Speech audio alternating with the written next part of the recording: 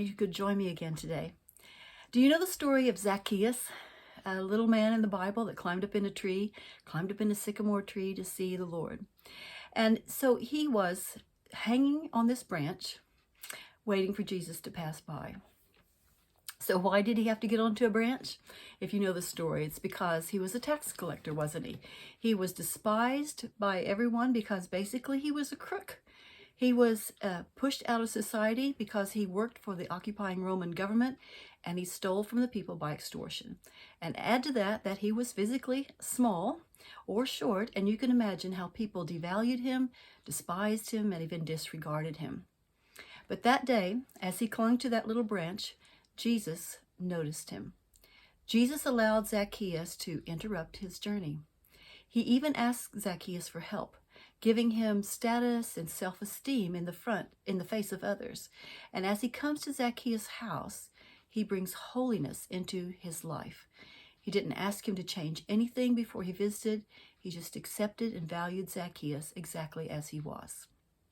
Well, Jesus' response, showing value to Zacchaeus in a way that the community had not, helps us then to think about how we treat outsiders. Zacchaeus himself was faced with rethinking even his value to the community now, because here stood Jesus in his house. And in the end of the story, we know he made it right with all those that he had cheated. Well, as we're talking about talk therapy, I hope you can already see that the way Jesus treated Zacchaeus, the way he spoke to him, made a significant difference in his life. How many times do we get stuck on the stigma of a person? You know, they might be poor or eccentric maybe, or even physically challenged, and we just discount them. We don't want them in our circle. They're of no value to us. But Jesus values everyone.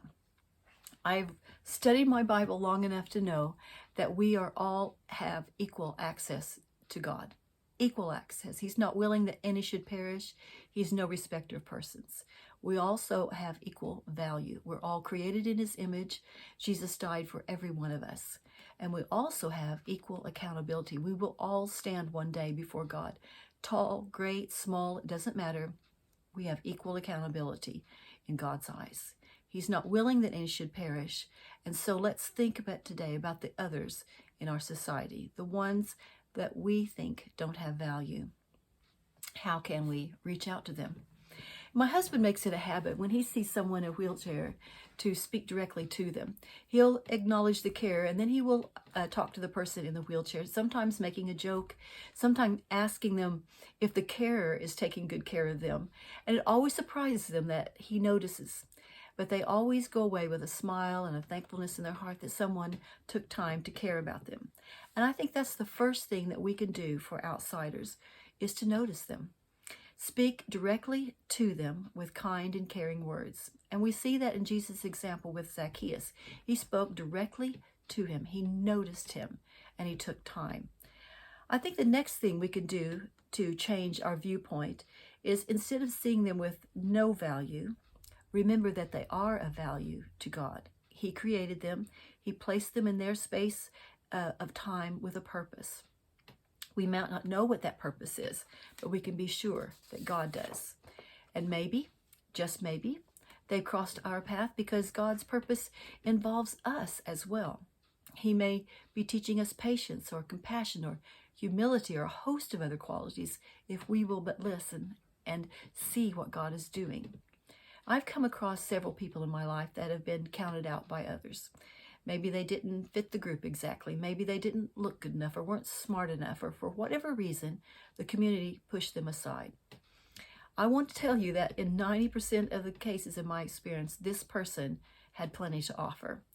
They were hurt by the rejection they felt, and they eventually became precious friends to me. They didn't change, but they grew on me, and my life became richer because of them. Some of them were physically handicapped. Some of them were mentally handicapped. Some of them were very, very poor. Some of them were very, very rich and still felt ostracized by the community they were trying to be in. But let me give you another idea here on how God looks at these things. Because when you notice people, then God is going to open your eyes, and he's going to assign them some value, because they're precious to him and he can use them in your life. So let me give you some biblical ways to view others. 1 Corinthians 12:26 says, "And whether one member suffer, all the members suffer with it, or one member be honored, all the members rejoice with it."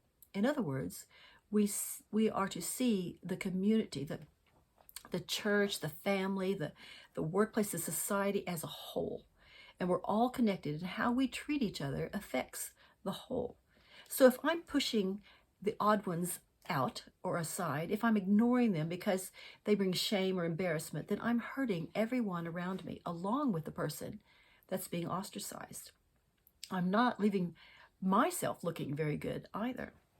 Another Bible principle is the golden rule, to treat others as you would have them treat you. So if I want to be valued and accepted, then I should treat others the same way. And God says that with what judgment I judge, I shall be judged. So if I judge others as having no value, there may come a time when someone makes the same judgment about me. Now let's get back to our topic of talk therapy. How does this fit with valuing others or feeling that we have no value? Did you know the quickest way to understanding is by talking? Just talking. You can't ignore people and hope to understand them or to be understood. And if Zacchaeus had remained on that branch by taking Jesus' words as empty or insincere, he would never have seen the true value of himself in the eyes of God. So talking is a two-way street. We need to talk. If you have someone that's difficult or eccentric in your circle, ask questions to help you understand where they're coming from. Get to know them. Let God use you, as he did Jesus, to help them feel valued and to find their purpose. And if you see others as outcast, start with the conversations of if you see yourself as an outcast, start with conversations with someone that you trust. Listen and learn better communication skills, and know that God values you and you are a part of his plan. Let me end by challenging you to ask yourself some questions. Have you ever felt left out? I know I have. Have you ever felt stigmatized or different for some reason? I have. What was going on? How did you feel? Sometimes we feel angry or hurt or frustrated or confused. Now think of a time when you felt valued. That feels much better, doesn't it? What happened? How do you feel? It's very different, isn't it, when you feel like you have value? Maybe this week is a good time for you to think of someone who may be struggling to feel valued, included in your church or your workplace, your school or your community. Maybe God could use you to initiate conversation, to treat them as Jesus would, and see if you can make a difference. Dear friend, we all experience times when we feel unvalued, but we are never unvalued to God. He loves us with an everlasting love, a love that isn't afraid or embarrassed by our shortcomings. He made us for a purpose, and we can happily and humbly allow him to use us for his glory, no matter what. So if you're feeling unwanted, find a friend and talk. But first, talk to God, because he totally understands. Remember his words? Come now, let us reason together. He wants to hear from you because he values you, he loves you, and he understands. I'll see you next week.